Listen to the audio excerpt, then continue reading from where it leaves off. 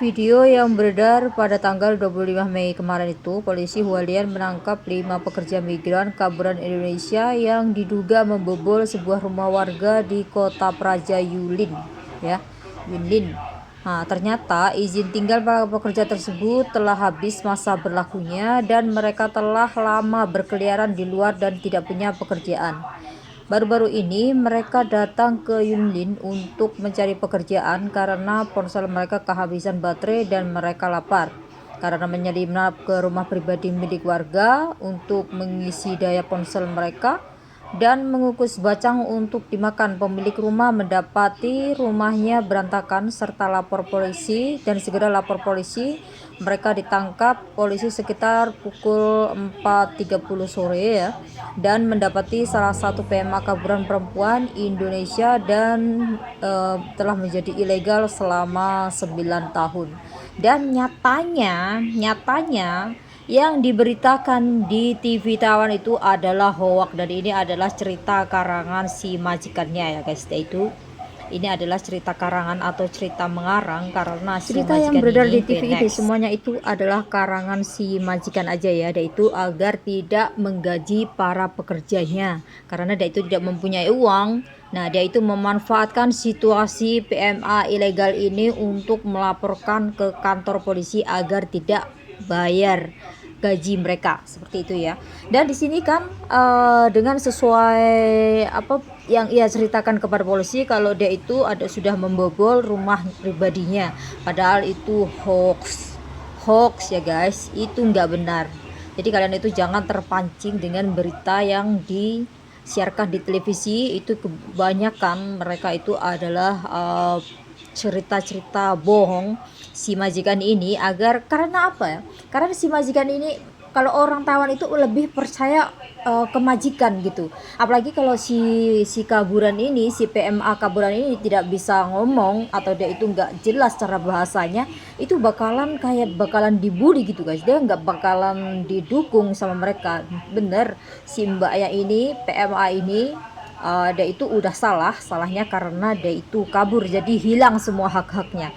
Walaupun dia itu melindungi diri mereka, kalau dia itu bukan mencuri atau itu bakalan susah, nggak bakalan orang tuh susah percaya sama mereka, karena di satu sisi mereka itu udah kehilangan semua hak-haknya gitu kan, karena itu kaburan seperti itu. Jadi untuk teman-teman yang belum kabur, lebih baik kalau bisa dibincangkan itu, jangan kabur seperti itu ya guys. Nah, di sini itu ada tetangga mereka yang menjadi saksi. Dia itu nggak begitu ceritanya. Itu rumah majikannya. Terus dia itu tetangga majikan aku. Disuruh laporin karena majikannya itu nggak mau membayar si mbak PMA ini ya, yang kaburan itu.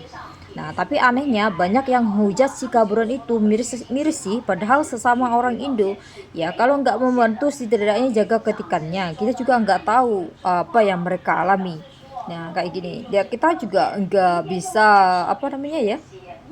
nggak bisa berbuat apa-apa karena dari awal itu si mbaknya ini udah memilih kabur.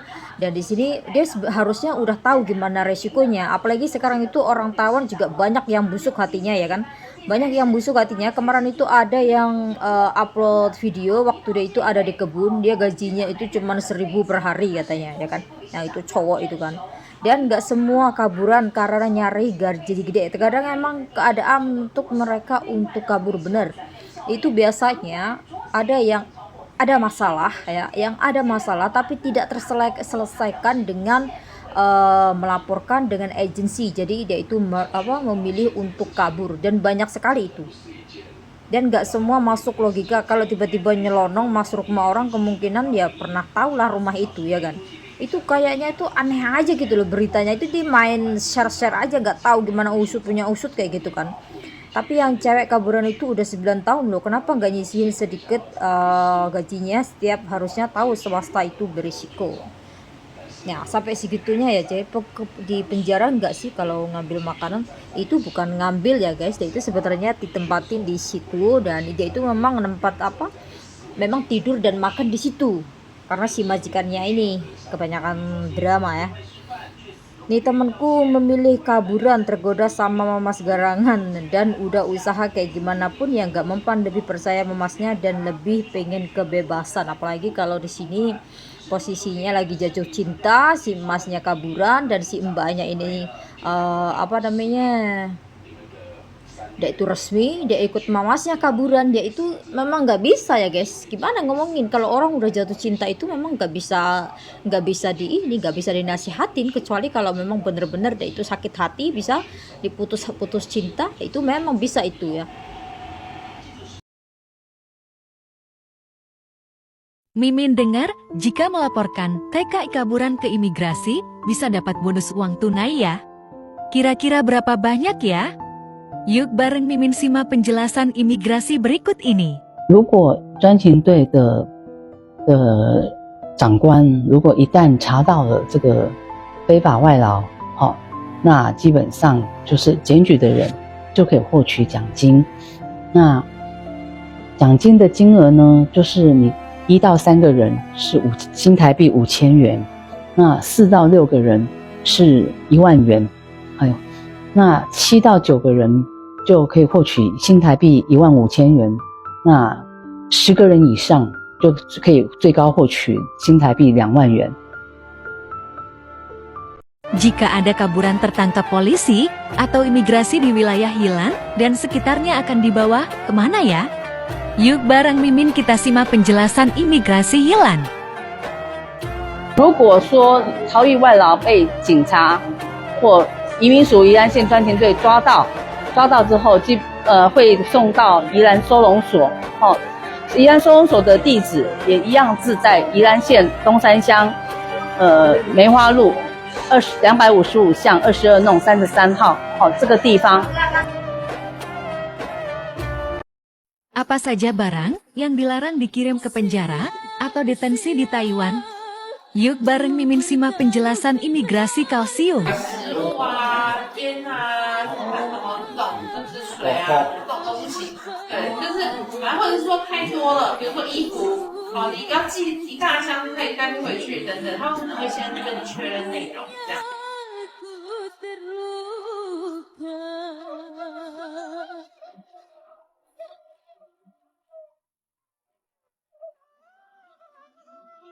Selain menyerahkan diri ke imigrasi Taiwan, kaburan yang mau pulang bisa langsung ke shelter KDA Taipei untuk dibantu kepulangannya. Ke Indonesia, yuk bareng Mimin kita simak penjelasan Kepala KDA Taipei, Bapak Budi Santoso. Kita itu punya 6 shelter, 2 shelter itu khusus untuk menampung kaburan. Kaburan yang akan pulang itu tolong nanti ke shelter kaburan, ya. Yang overstay itu nanti akan diurusin surat daerahnya dan segera kita pulangkan ke Indonesia. Apabila ada kaburan tertangkap, kira-kira mereka akan dibawa ke penjara mana ya?